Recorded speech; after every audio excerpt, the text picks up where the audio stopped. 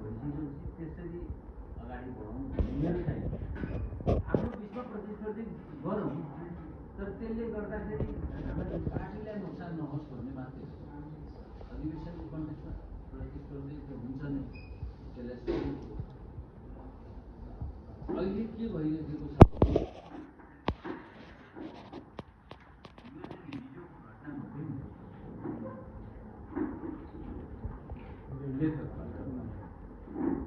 त्यसमा पनि तपाईँहरूकै जिल्लाको नेताको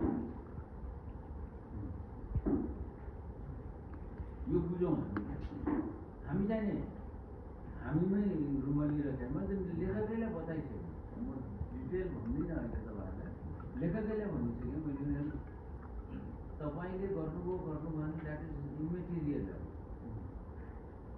तर कसैले हामीलाई यहाँ गराइरहेको त्यो बुझौँ। त्यो बुझेर हामीले अगाडि बढौँ, अनि मात्रै हामी ठिक ठाउँमा पुग्छौँ भन्ने हामी बुझ्नै चाहन्छौँ। सुन्नै समस्या के भइरहेको छ नेपाली गभर्मेन्टले, अर्कोले भनेको हाम्रो साथीले भनेको कुराहरू त सुन्नु सुन्ने सभापतिजीलाई पनि मैले तपाईँले पाउनुहुन्छ, आर यु स्योर?